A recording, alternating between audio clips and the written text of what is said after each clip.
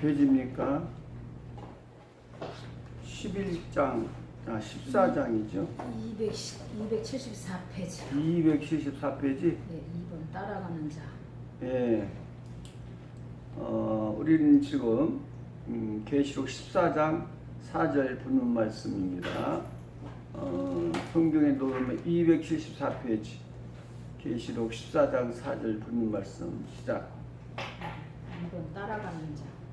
밑에서 두 번째. 예, 여자로 더불어 거기 했어요.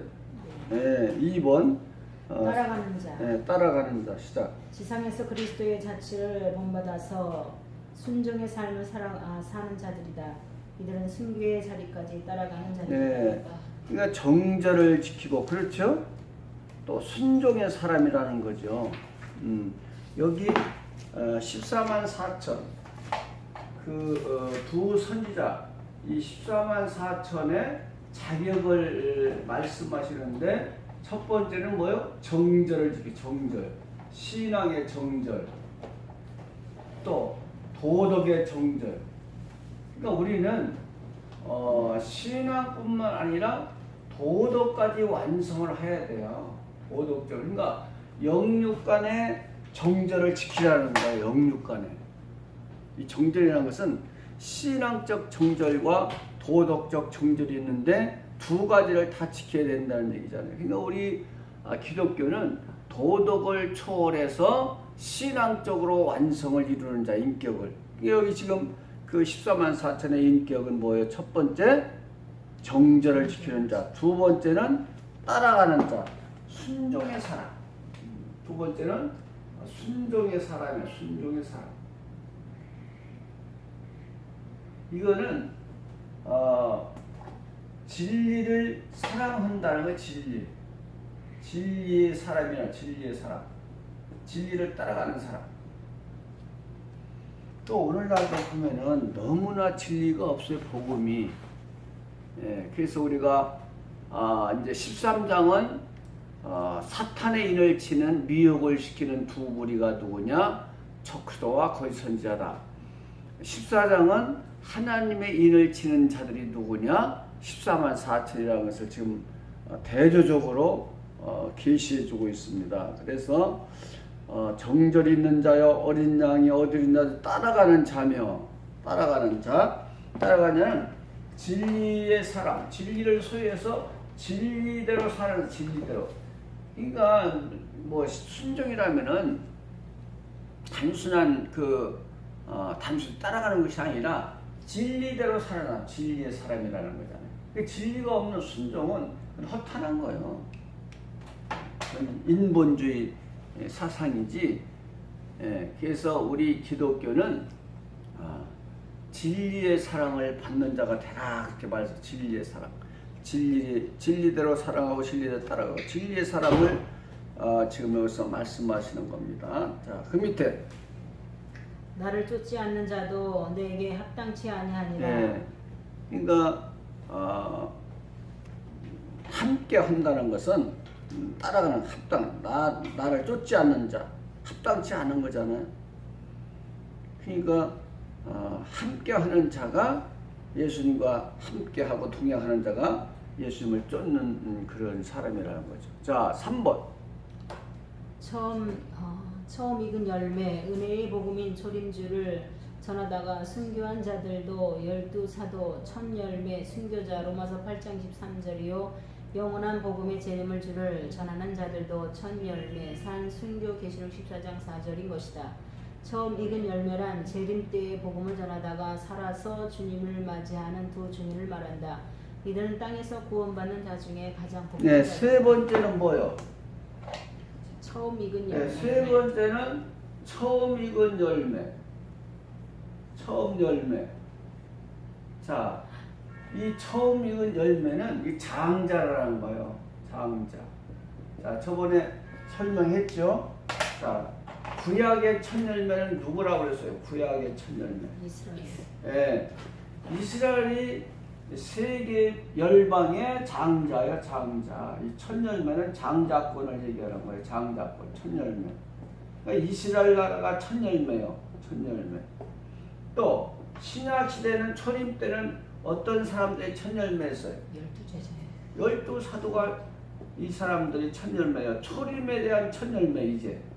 네? 구약은 이스라엘 민족이 장자요 첫 열매. 12사도가 장자요 첫 열매. 왜? 성령의 첫 열매. 성령을 전하는 자이기 때문에. 전해주는 자요. 상속자. 상속권이 있는 자를 말하는 거예요. 상속권이 첫 열매. 예. 또 재림 때는 첫 열매가 누구예요? 재림 때 14만 4천은 뭘 전해주는 사람이요? 진리를 전하는 사람, 복음을 재림을 전하는 사람. 그렇죠. 재림 전하는데 영육간의 구원을 전하는 사람. 재림부. 그러니까 12사도는 영혼 구원을 상속해 준 자들이 상속. 그러니까 초림 예수님으로부터 영혼 구원을 전할 수 있는 상속권을 받은 거 이게 첫 열매라는 상자. 그 상속권을 받아서 영혼 구원을 전하는 사람들이기 때문에 첫 열매요. 14만 4천은 영육 간의 구원을 전하기 때문에 첫 열매예요. 또 보세요. 예. 이 첫 열매라는 것이 그런 뜻이 있단 말이죠. 단순한 비유의 말씀이 아니라 처음 익은 열매는 이 인류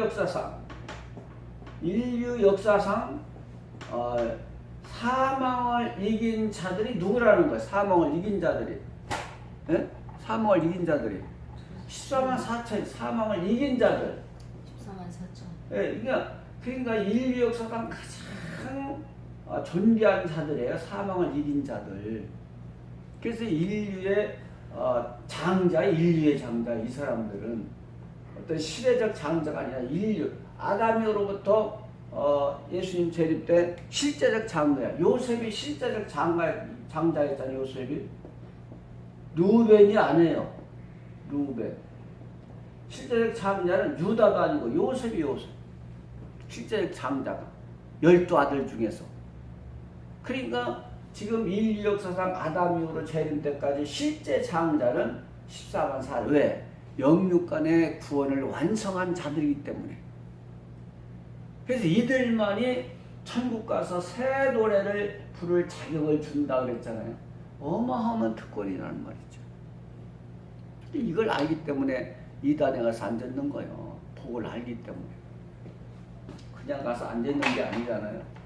자, 세 번째 정절, 첫 번째, 두 번째 순종, 세 번째. 이게 14만 4천의 자격이에요. 자격.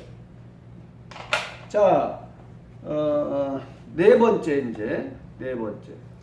하나님과 어린 양에게 속한 자, 초림의 주를 믿어서 중생과 속죄를 받은 자로서 재림의 주를 믿어서 온전케 된 자요, 장성한 자요, 성결케 된 자들이다. 죄와 상관없는 재림을 기다려 영육간에 구원받고. 예, 그러니까 하나님과 어린 양에 속한 자다. 자, 그러니까 어린 양 아까 그 본절 그 몇 절입니까? 그 이마에 1절에 나오죠. 누구의 이름이 써 있어요? 어린 양의 이름과 아버지의 이름이 써 있다고 그랬잖아요. 가봐요. 1절. 또 내가 보니 보라 어린 양이 시온산에서 섰고 그와 함께 14만 4천이 섰는데 그 이마에 어린 양의 이름과 그 아버지의 이름을 쓴 것이다. 보세요. 그 어린 양의 이름과 아버지의 이름이 써 있다는 것은 무슨 말씀입니까 이게? 예수 그리스도와. 그러니까 초림의 주로 초림의 피로 이제 죄 사함을 받고 죄에서 해방된 자가 하나님의 이름으로 사망을 이긴 자들이라는 거. 이게 이런 뜻이 있는 거예요. 여기 예수님의 이름 한 가지만 나오면 되는데 왜 하나님의 이름까지 나오느냐? 이것을 이해해야 계시로 이해되는 거예요. 앞서 설명을 했잖아요. 하나님의 인을 이해 못하면 계시로 이해 안 된다. 그러니까 여기 지금 하나님과 어린 양에 속했다는 것은 초림의 예수님의 피로 죄상을 받아서 죄에서 해방된 자가 하나님의 이름 하나님의 인으로 사망을 이긴 자, 사망에서 해방받은 자라는 거예요. 근데 지금 이것을 모르는 거요. 죄에서만 해방받으면 구원이 완성되는 게 아니에요. 사망에서까지 해방되고 사망을 이겨야 구원이 완성되는 거예요. 그러니까 하나님은 단계적으로 구원을 완성해 나가시나. 그래서 로드맵 성경도 단계적 계획. 구약은 죄를 깨닫게 하고 율법의 사역은 초림은요. 초림 사역은 뭐예요? 죄를 깨닫고 용서하는. 그래서 용서의 하나님을 깨닫게 해서 용서. 죄만 깨달으면 뭐래요? 구약은 율법의 사역은 죄만 깨닫게 하는 거예요. 초림은 그 죄에서 해방되는 구원의 길을 제시해 준 것이 용서의 은혜가 아닙니까? 그럼 여기서 구원이 완성되는 겁니까? 아니잖아요. 사망을 이겨야 구원이 완성. 그래서 재림 사역은 우리 의인 구원이고 사망에서 해방이고 사망을 이긴 자가 되라는 거예요. 그래서 하나님께 속한 자요 어린 양에 속했다는 것은 예수님의 피로 죄 사함을 받고 하나님의 이름으로 사망을 이긴 자들이라는 거예요. 이것이 핵심 사상이야. 계시록에 어린 양의 이름과 아버지의 이름, 하나님과 어린 양에 속했다. 예수 이름만 나오면 되는데 왜 하나님의 이름이 나와요? 이게 핵심입니다. 그러니까 이 계시록 해석을 보면은 환난만 그냥 얘기하고 예수님이 오신다고만 얘기하지 그 왜 오시냐는 사역을 설명을 못하는 것이 안타까워요. 얼마나 장황하게 설명하는 그게 핵심이 빠진 거예요. 이 사역을 몰라. 하나님의 인. 그러니까 하나님과 어린 양에게 속했다는 이 말 한마디 속에 계시록의 핵심 사상이 담겨 있는 거예요. 그러니까 아무리 환난이 오면 어떻다는 거예요. 구원의 길을 제시하지 못하면 복음이 아닌 거예요. 환난 가운데 구원받을 수 있는 길을 제시해야지. 그것을 계시해 준 것이 계시록이 아닙니까? 그러니까는 환난을 얘기할 필요가 없는 거예요. 환난을 이길 수 있는 길은 뭘 소유하면 이깁니까? 복음 보세요. 이 복음을 가르치고 복음을 전해야지 왜 환난을 전합니까? 그래서 아주 명쾌하게 우리가 계시록을 설명할 줄 알아야 돼요. 그냥 하나님의 뜻을 알아야지. 하나님의 뜻을 모르면은 헛수고만 하는 겁니다. 자, 5절. 그 입에 거짓말이 없고 흠이 없는 네, 자들이라. 이제 이 네 번째죠. 자, 네 번째는 뭐가 없어요? 거짓말이 없어. 네 번째 자격. 14만 4천 두 선지자의 자격 네 번째는 거짓이 없어요. 거짓이라는 것은 입에 거짓이 없다는 게 뭔 얘기냐면요.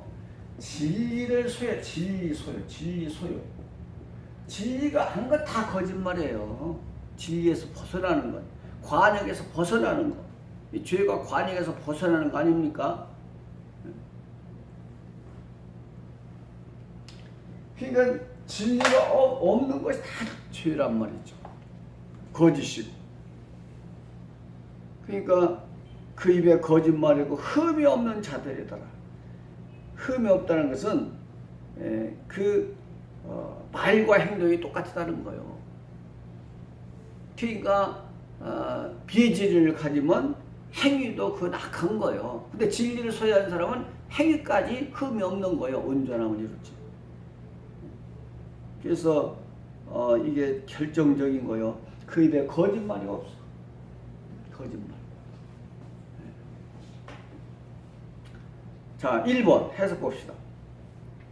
거짓말이 없고 진리를 소유한 자이다. 거짓은 진리를 떠나는 것이다. 진리는 예수님이 자체이시다. 초림 때는 율법을 소유하고 있으면서 또한 오신 주님을 영접해야 된다. 율법만 가지고 있으면 그렇죠. 이제 자, 율법이 진리였지만은 예수님 오시면은 은혜 복음이 또 진리가 되는 거 아니면 바뀌어지는 거예요. 그걸 모르는 거예요. 이스라엘 백성들은 지금까지 율법을 고수하기 때문에 초림을 거부하는 거예요. 율법. 율법에서 은혜 복음을 바꿔줘야 하는데 그들은 초림을 인정치 않기 때문에 그들은 불법자가 되는 거예요. 불법자. 이 불법이라는 것은 아노미아. 아노미아는 율법을 어기다, 말씀을 어기다. 왜? 이 율법을 아노미아라는 말은 율법을 어기다. 그러니까는 자기들은 율법이 진리인 것 같지만 이미 예수님 오셨잖아요. 근데 바꿔줘야 돼, 은혜 복음으로. 초림을 영접. 근데 이걸 안 하니까 불법이 되는 거예요. 이 거짓이라는 말이죠. 재림도 마찬가지죠. 초림을 영접했지만 재림을 거부하면 또 불법자가 되는 거예요. 불법자. 보세요. 거짓이 되는 거예요. 그러니까 은혜 복음을 가지고 재림 복음으로 넘어가야 되는데 그것을 못할 때 불법이 아노미야. 자, 그래서 그들은 지금도 초림을 인정치 않기 때문에 불법자들입니다. 또 재림 때도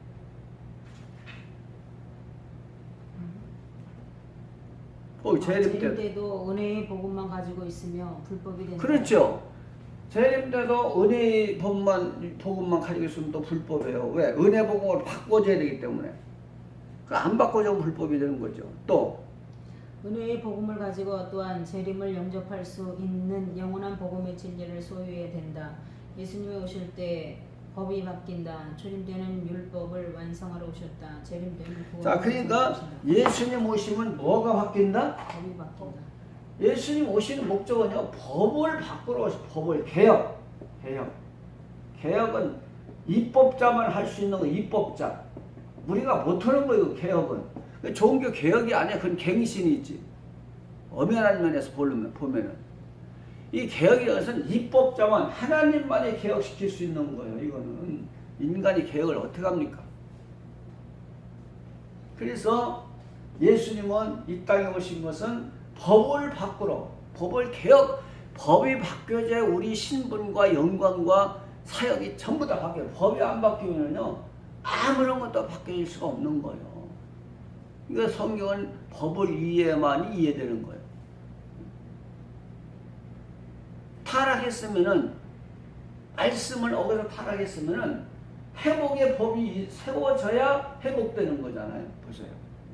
타락했으면 뭐예요? 타락도 말씀을 어겨서 타락했단 말이에요. 타락도. 그러면 회복도 뭐예요? 용서도. 법이 세워져야만이 이 용서가 되고 회복이 되는 것이 말로 되는 게 아니잖아요. 이 관계를 이해해야 성경이 비로소 이해되는 거예요. 법이 개혁돼야 된다. 타락도 법대로 타락했잖아요. 법을 어겨서. 그러면 회복도 회복의 법이 세워져야 회복되는 거예요.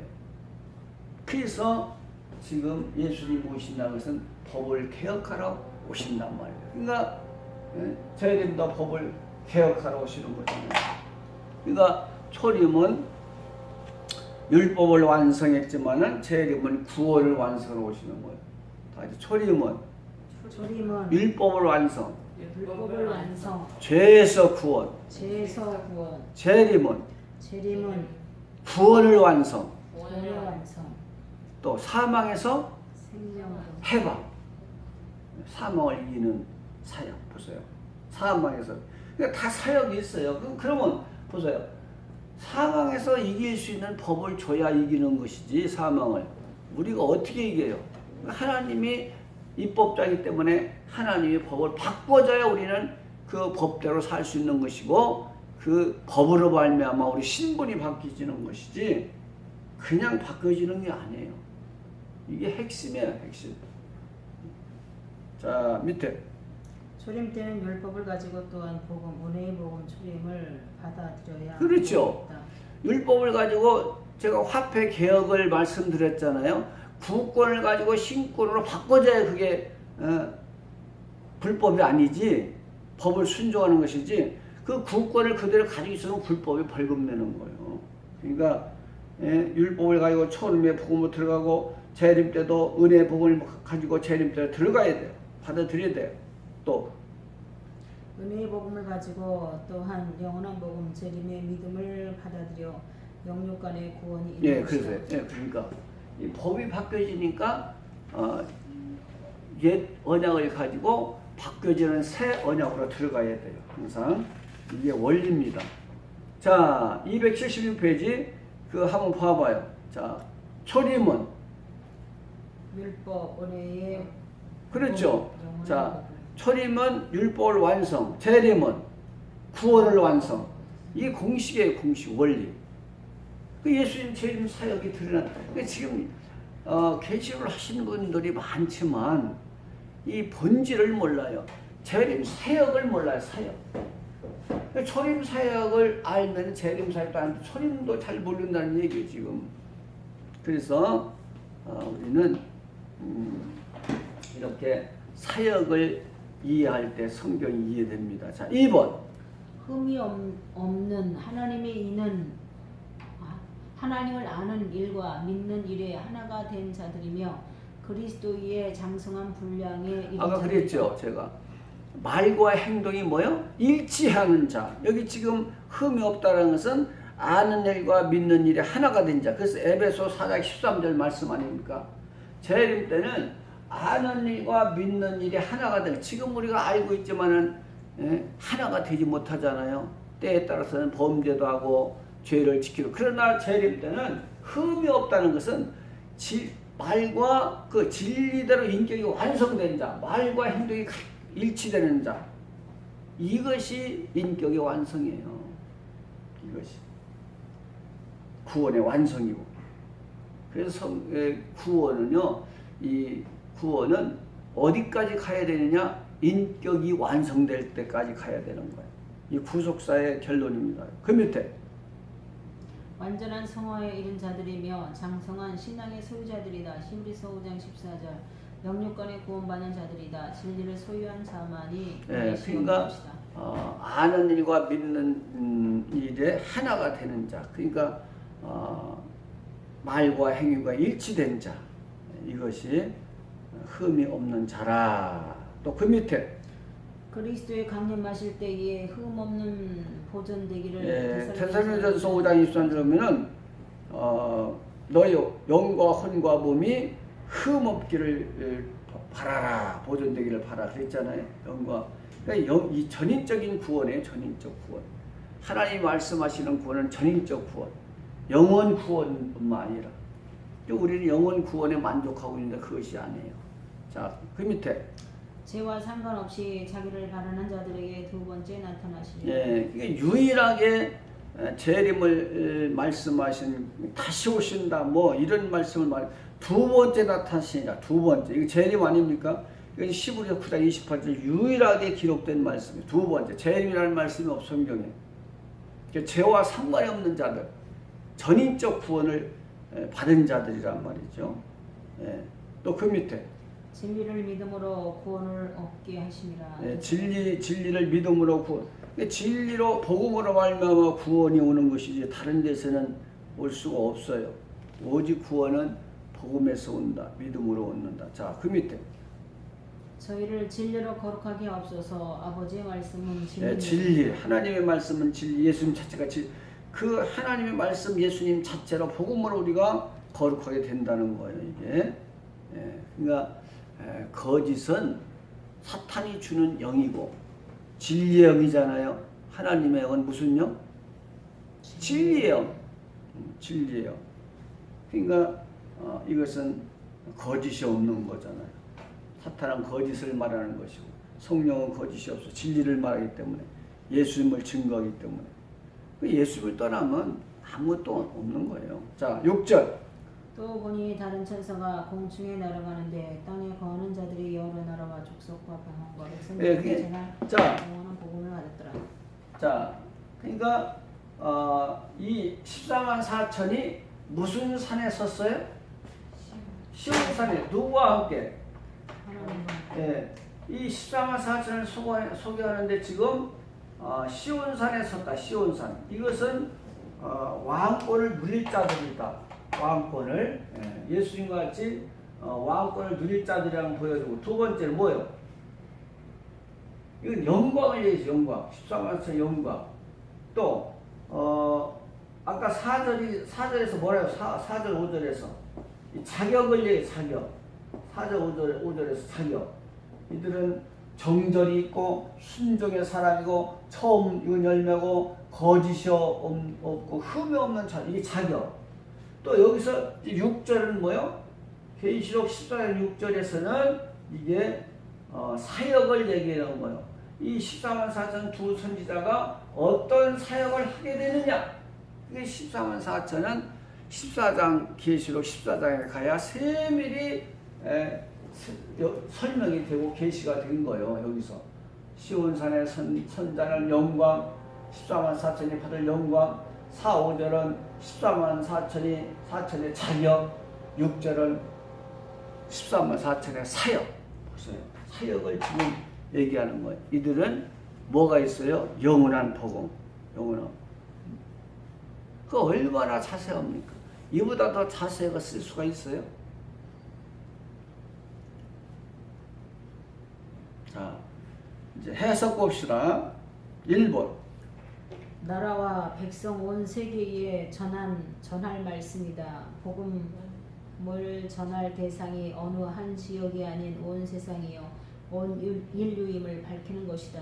선교의 대상은 세계 전 인류이다. 은혜의 복음이 전파된 이후에 재림의 믿음인 영원한 복음을 다시 예언하는 전하는 것이다. 네, 자 율법이 먼저 나와가지고 율법을 하나님이 세우시고 그 위에 은혜 복음을 전하시잖아요. 보세요. 이게 원리가 있어요. 원리. 자, 율법 위에 뭘 또 덧입혀? 율법 위에 은혜 복음. 보세요. 율법이 있어야 은혜가 필요한 거 아닙니까? 그래서 재림 때도 은혜 복음이 땅끝까지 전파된 다음에 또 뭘 전하셔요? 재림 복음. 재림 복음. 재림 복음. 그러니까 초림을 알아야 재림이 필요하고 율법을 알아야 은혜가 필요한 걸 알잖아요. 율법이 없는데 무슨 은혜를 어떻게 알아요? 죄를 알아야 용서를 아는 거 아닙니까?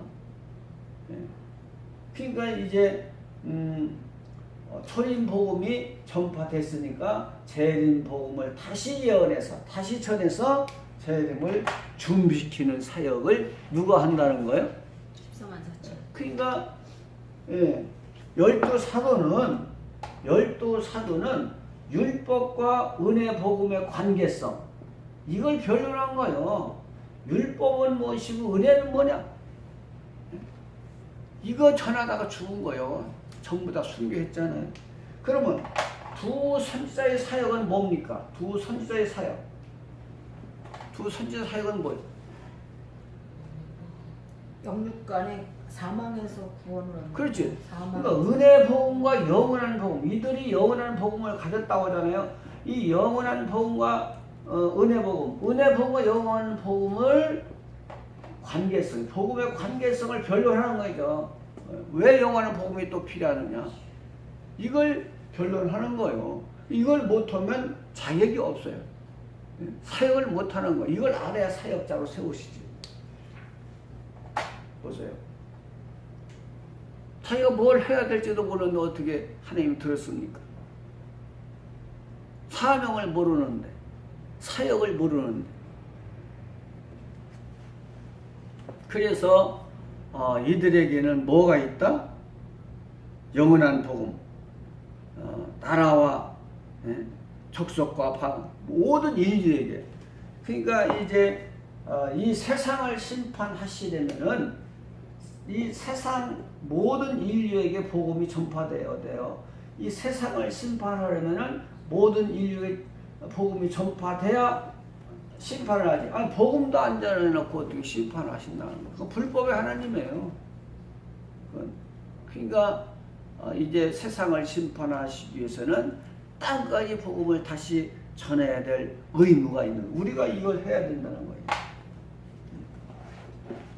자, 그 밑에 영원한 복음 14만 4천에 전할 복음을. 그렇죠. 자, 12사도가 전해야 할 복음 무슨 복음? 은혜의 복음. 그렇죠. 자, 두 선지자가 전해야 할 복음은 무슨 복음? 영원한 복음. 이게 다 사역이 나와 있잖아요. 근데 뭐 혼란하는 것이 뭐가 있어? 그러니까 세례 요한은 자기 사명 사역을 아는 거예요. 대단한 사람입니다. 내가 메시아냐? 아니다. 가만히만 있어도 영광을 누릴 자요. 근데 아니다. 왜? 자기 사명을 아는 자기 때문에. 자기 정체성을 아는 사람이에요. 대단한 사람이에요. 한번 가봐요. 마태복음인가 어디 나오잖아요. 가봅시다. 몇 장이 나와요. 이거 우리가 본받아야 돼요. 예?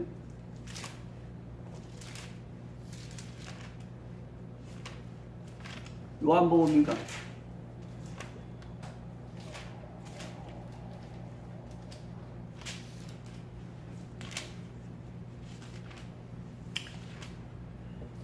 몇 장이죠? 요한복음 1장 가봐요.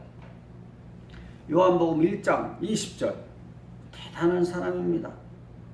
사역을, 자기 사명을 모르면 그건 감당하지 못하는 거야. 사명과 사역을. 자, 요한복음 1장 20절 시작. 요한이 드러내어 말하고 숨기지 아니하니 드러내어 하는 말이 나는 그리스도가 아니라 하는데 또 묻되 그러면 무엇 내가 엘리야냐 가로되 나는 아니라 또 묻되 내가 그 선지자냐 대답하되 아니라 또 말하되 누구냐 우리를 보낸 아들에게 대답하게 하라 너는 내게 대하여 무엇이라 하느냐 가로되 나는 선견자 이사야의 말과 같이 주의 길을 곱게 하라고 광야에서 외치는 자들의 소리로다 하니라. 네.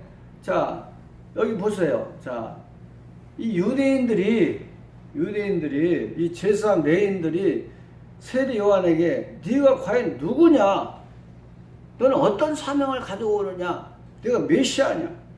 네 엘리야냐? 이렇게 이제 묻는 거예요. 그럴 때 가만히 있어도 영광을 누립니다. 누군지 모르잖아요. 근데 자기를 정확하게 자기의 정체를 드러내요. 요한이 드레마라고 숨기지 아니했다는 거예요. 숨기면 그건 거짓 선지자가 되는 거예요. 자기의 정체성을 숨겨. 근데 뭐라고 합니까? 그리스도가 아니라 나는 메시아가 아니라는 거예요. 또 묻대. 그러면 뭐 네가 엘리야냐? 아니다. 또 묻대. 네가 선지자냐? 아니다. 또 말하네. 누구냐? 우리를 보낸 이들에게 대답하게 하라. 너는 내게 뭐라고 대답해요? 나는 선지자 이사야의 말과 같이 주의 길을 곱게 하라고 광야에서 외친 자의 소리. 자기 정체를 알아야 돼요. 사역을. 이 세례와 대해서는 이사야에게 이미 예언해놨어요. 얼마나 위대한 사람입니까? 자, 이사야 가봐요. 이사야 40장 3절. 이사야 40장 3절. 그러니까 이 세례와는 자기 사명을 아는 거예요. 사역을, 자기 정체성을. 이사야를 통해서, 이 서책을 통해서, 다니엘의 서책을 통해서 70년 만에 이스라엘을 회복할 깨달았듯이 이 세례와는 기도와 성경을 읽고 기도하는데 전념한 나머지 자기 정체성을 알아요. 자기 사역, 사명을 안 자요. 그러니까 그 입에 거짓말이 없는 자요. 나는 아니다. 나는 단지 주의 길을 예비하라고 광야에서 외치는 자의 소리다. 참 우리도 사명을 알지 못하면요 쓰임받지 못하는 거예요. 40장 3절. 외치는 자의 소리여 가로되 너희는 광야에서 여호와의 길을 예비하라. 사막에서 우리 하나님의 대로를 평탄케 하라. 골짜기마다 두드러지며. 이게 누구의 사역이라는 거예요? 세례원. 세례원 이 말씀을 깨달았고 자기에 대한 말씀이라는 걸 아는 거예요. 그러니까 정체성을 확실히 드러내잖아요. 자기의 사명과 사역. 나는 주의 길을 예비할 자다. 그러니까 이 세례원이 보통 신학자가 아니에요. 신학이 없으면 일할 수 없는 거예요. 어떻게 일합니까? 하나님의 뜻을 모르는데. 확실한 신앙이 정립돼야 돼요. 그 사람이 일 못하는 거예요.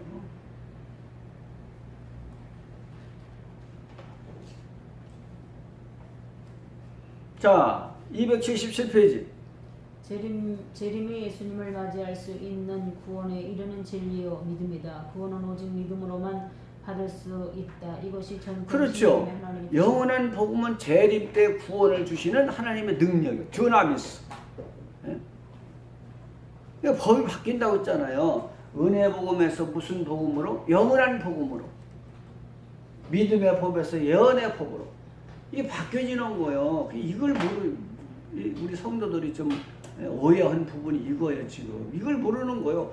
은혜 복음으로 끝날 줄 아는데 끝나지 않습니다. 끝낼 수가 없는 거예요. 회복의 법이 와야 되는데 사망을 이길 수 있는 법이 와야 되는데 그게 아니잖아요.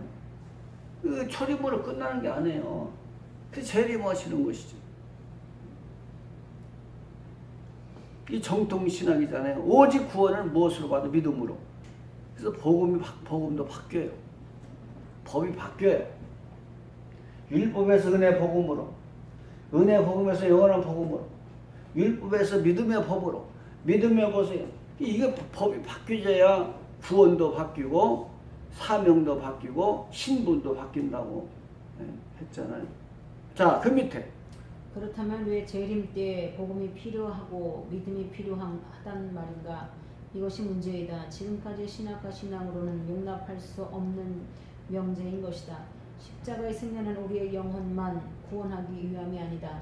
전적 그러니까 이게 참 그러니까 율법을 가진 자들 율법에서 초림으로 넘어올 때 가장 큰 갈등과 고통을 받은 사람이 누굽니까? 사도 바울이잖아요. 왜? 복음으로 끝날 줄 아는 거예요. 복음으로. 그 복음으로 끝나지 않는 거예요. 하나님은. 근데 자기들은 율법이 다 안 좋아하는 거예요. 그 못 넘어와요. 이 소리요 지금. 왜 재림 때 재림이 필요하고 복음이 필요하느냐? 우리가 지금까지 가지고 있는 상식으로는 믿음으로 이해 안 돼요. 지금 율법 가진 사람과 무슨 또 다른 다른 복이 필요한 율법이 다른데 이걸 지금 이 은혜 복음과 율법 사이에서 가장 큰 갈등을 느꼈던 것이 고통을 당했던 것이 사도 바울이에요. 율법이 다른 줄 알았단 말이죠. 근데 또 다른 법이 나온다는 거예요. 예수를 믿어야 된다는 거예요. 은혜 복음을 믿고 믿음의 복을 순종해야 되는 거예요. 이 여기에서 뭐 갈등이 얼마나 크냐면 지금도 마찬가지요. 재림을 이해 못해. 초림으로 이미 다 이루었다고 하셨는데 왜 또 재림이 필요하고 다른 믿음이 또 필요해요? 무슨 영원한 복음이 또 필요하냐면 초림으로 다 이루었다고 예수님이 다 이루었다고 했는데 이 관계성을 설명하는 것이 아까도 말씀드렸잖아요.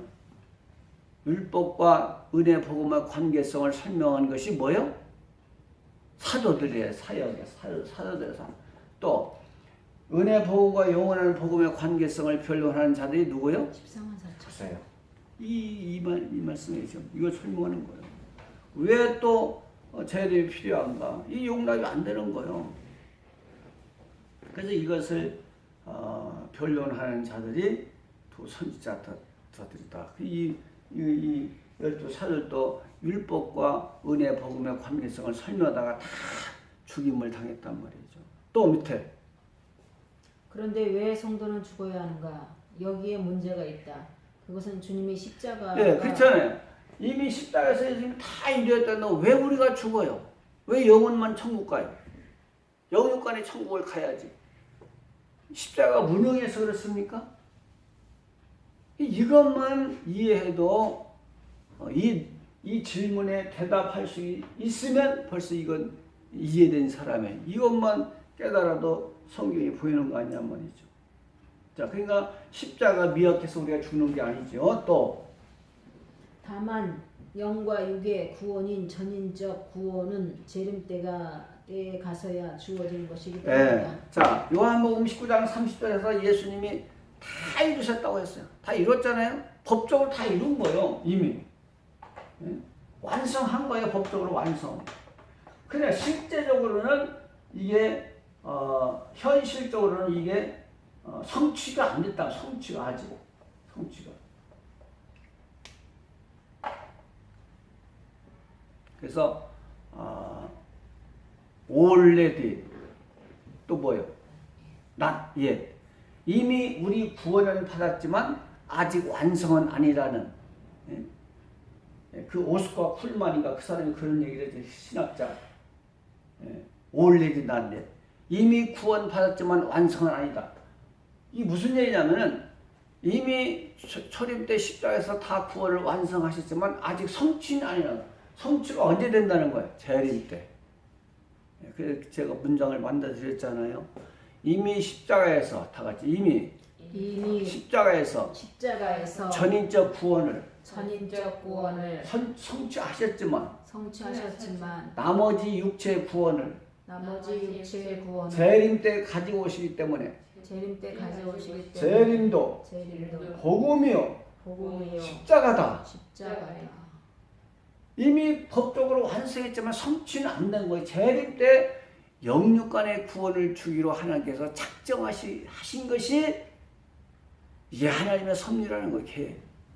십자가 무능해서 우리 전인적 구원을 주지 못하는 게 아니라 재림 때 가서야 그 전인적 구원, 영육간의 구원을 주시로 작정하신 예정. 그러니까 지금 이방인들에게 보세요. 구약은 선민 이스라엘들에게 구원의 은총을 베푸셨고 지금 초림으로 말미암아 은혜 시대 신약 시대는 이방인들에게 회개의 기회를 줬어요. 그럼 재림 때는 모든 인류를 대상으로 선교를 해서 여기서 영육간의 구원을 성취케 하는 거예요. 보세요. 이게 완성이 완성. 유대인들도 이방인들도 이제 재림을 갈망하고 대망하는 이유는 이제 사망을 이기는 영육간의 구원이 약속되어 있기 때문에 이것을 하나님은 기다리고 계시단 말이죠. 그래서 재림 때는 이스라엘 백성들도 회개하고 이방인도 다시 회개하는 마음은 재림에 대한 회개. 그래서 이미 십자가에서 전인적 구원을 성취하였지만 재림 때까지 보류 영육간의 구원 보류해 놓으신 거예요. 그 밑에 다시 말하면 거기 그 중요한 거예요. 다시 말하면 영육간의 구원의 복을 재림 때에 주시기로 작정하셨으므로 다만 재림 때까지 보세요. 이미 십자가에서 전인적 구원을 성취하셨지만 아직 우리가 그 복을 못 누린 것은 재림 때 가서 그 축복을 주신다는 하나님의 예정이다, 계획이다. 그래서 우리가 재림을 사모한단 말이죠. 그 밑에 재림 때 영원한 복음을 믿는 재림 신앙을 소유한 자들에게 육체의 구원을 주시겠다는 것이 하나님의 뜻이다. 그러므로 영원한 복음인 재림 신앙이 필요한 것이다. 믿음이 없이는 구원이 없다는 정통 신학인 것이다. 그러므로 영육간의 구원은 영원한 복음인 재림 신앙을 통해서 그러니까 재림도 복음이다. 이것을 얼마나 이 연설을 자 재림도 복음이다. 왜 복음이라고 그랬어요? 재림도 왜 복음이라고 했어요? 사망에서 생명. 그렇죠. 복음은 구원을 주는 하나님의 원리요. 이게 복음으로 말미암아 구원받는 것이 복음을 통하지 않으면 결코 구원이 없는 거예요. 그러니까 사망에서 이기는 구원을 재림 복음이라고 하는 거예요. 재림 복음, 영원한 복음. 사망에서 우리가 해방받고 사망을 이기는 그런 구원은 재림 복음, 영원한 복음이란 말이에요. 그러니까 복음이 없는 구원은 있을 수가 없는 거예요. 오직 구원은 복음에서 오는 거 아닙니까? 믿음으로. 그 복음을 믿음으로. 복음이 바뀌어져야 사망을 이기기 때문에 그래서 다시 오시는 거예요. 예수님. 이건 정통신학이란 말이죠. 자, 그 밑에 한번 봐요. 도표. 로마서 1장 16절. 로마서 1장 16절이 신약의 총 주제입니다. 주제 구절이에요. 자, 읽어봐요. 복음, 믿음, 구원, 능력, 자, 그러니까 자, 복음은 누가 복음이요? 예수님이. 초림도 복음이고 재림도 뭐예요? 복음이에요. 예수님 자체가 복음이니까. 그러니까 재림 믿음, 초림 믿음이 차원이 달라요. 같은 차원이 아니에요. 같은 믿음이 아니에요. 그러니까 복음의 요구는 뭐예요? 믿음. 믿음의 결과는 뭐예요? 구원. 구원이 누리는 복은 뭐예요? 능력. 듀나미스. 보세요. 권세. 그러니까 초림이나 재림이나 똑같아요. 믿음의 요구는. 왜? 복음이 예수님이 복음이시기 때문에. 재림도 그래서 믿음이 요구되고 복음이 요구되는 거예요. 자, 그 밑에. 말씀에 진리가 있어야 성령의 역사하신다. 육체의 변화와 완전한 성결의 역사는 재림 때 가서야 영원한 복음을 통해서 완성된다. 십자가에서 이미 구원을 완성하셨지만 재림 때 완성한 구원은 영원의 구원을 주시고. 그래서 우리가 이 초림과 재림의 관계성, 율법과 초림의 관계성, 은혜 복음과의 관계성을 전하다가 순교한 사람들이 12사도, 이제 앞으로 은혜 복음과 영원한 복음의 관계성을, 초림과 재림의 관계성을 변론하는 자들이 누구요? 두 선지자. 이 사역을 모르면은요 어떻게 사역합니까? 아까 세례 요한도 자기의 정체성을 완전히 안 사람이기 때문에 그 흔들리지 않고 미혹받지 않고 사람들이 막 유혹하는 거예요. 당신 누구냐? 그 어떻게 해서 유대한 침묵만 해도 영광을 누려요. 그러나 그 영광을, 하나님의 영광을 가르치지 않고 끝까지 자기 정체성을 밝히고 순교하잖아요. 이것이 꼭 필요한 시대입니다. 우리도. 그래서 이제 이 영원한 복음이 뭐냐? 자, 한 것을 배웠습니다. 7절. 그가 큰 음성으로 가로되 하나님을 두려워하며 그에게 영광을 돌리라. 이는 그의 심판하실 시간이 이르렀으니 하늘과 땅과 바다와 물들이 근원이 많으시니. 이제 그 영원한 복음이 전삼년반부터 시작되면은 뭐예요? 응? 이제 심판이 시작되는 거예요. 심판이. 그러니까 두려워하라 이거예요. 두려워하라. 자, 두 선지자가 나와서 전하면 뭐가 시작된다고요? 전 3년반. 이 환란이 시작된 심판. 심판과 환란이 시작되는 거예요. 두 선지자가 나와서 전하기 시작하면 보세요. 그러니까 영원한 복음을 전하면 뭐예요? 이 심판이 시작되는 거예요. 환란이. 그래서 두 선지자가 나오면 대조적으로 누가 나와요? 적그리스도가 보세요. 이게 심판이 시작되는 거예요. 이제 심판에 종이 울리는 거예요. 심판의 종이, 환란의 종이. 두려워하라. 영원한 복음이 시작되면은, 전파되기 시작되면은 이제 두려워하라는 거예요. 자, 1번. 하나님을 두려워하며, 이것이 영원한 복음의 내용이다. 또한 하나님을 경외하는 일은 인생의 본분이다. 전도서 12장 13절. 하나님을 떨며 섬겨야 한다. 하나님은 말씀에 따른 이제 여기서 결정되는 거예요. 여기서 이제 에덴에서 주어졌던 법이 무슨 법? 무슨 언약? 행위 언약이라고 해서 행위 언약. 자, 행위 언약은 자유의지가 보장된 상태, 무죄 상태에서 주어진 이 언약을 그러니까 행위 언약은 회개가 안 돼. 이건 회개가 대신 죽어줘야 회개가 되는 거예요. 이건 행위 언약이라고 해서. 은혜 언약은 회개가 되지만 이거는 회개 안 돼. 그러니까 재림 때도 생명과냐 선악과냐가 두 과일이 존재하는 거예요. 두 선지자 말 듣고 하나님의 인을 받으면 천국, 거짓 선지자 말 따라 선악과 먹으면 미혹받으면 지옥. 두 갈래로 갈라버리는 거. 이거는 다시 기회. 왜? 예수님이 다시 죽을 수가 없잖아요. 그러니까 두려워하라는 거예요. 지금 얼마나 두려운 시대가 오는지 몰라요. 앞으로는 생명과나 선악과 에덴 동산처럼 선택의 기회를 주시는 거예요. 선택에 따라서 달라지는 거예요. 영생이냐 영벌이냐가 여기서 갈라지는 거예요. 그러니까 두려워 안 할 수가 없잖아요. 그러니까 지금 왜 대부분 보면은요, 환란만 가리키니까 막 두려움, 환란이 두려운 것이 아니라 내가 선택을 잘못하면은 엄청난 재앙이 내리기 때문에 그것을 두려워해야지. 환란도 두렵지만은요, 더 두렵습니다. 내가 생명과를 먹냐서 이거 두려워라는 거예요. 그래서 지금 이제 영원한 복음이 하나님을 두려워하라는 거예요. 왜? 너희 앞에는 두 길이 지금 놓여져 있다는 거죠. 자, 2번.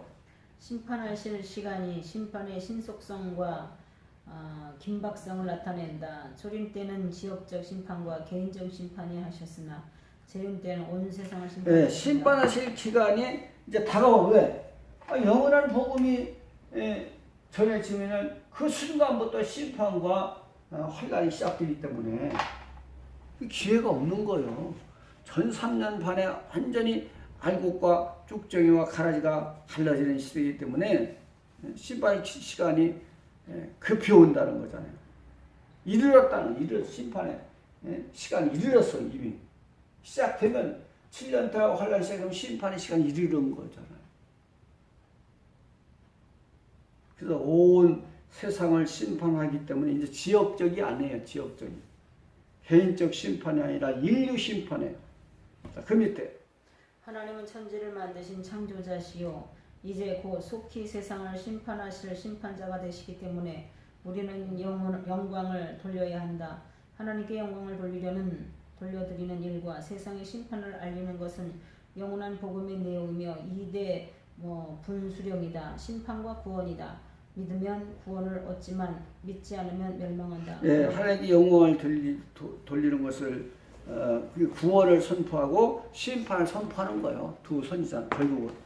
그러니까 구원을 전하면 심판을 전하는 거나 마찬가지로 왜? 구원받지 못하면 심판을 받아야 되기 때문에 보세요. 그러니까 구원을 전하면 심판을 전하는 거예요. 똑같이. 그래서 이 두 가지를 전하는 것이 두 선지자의 사역이다. 쉬었다 합시다.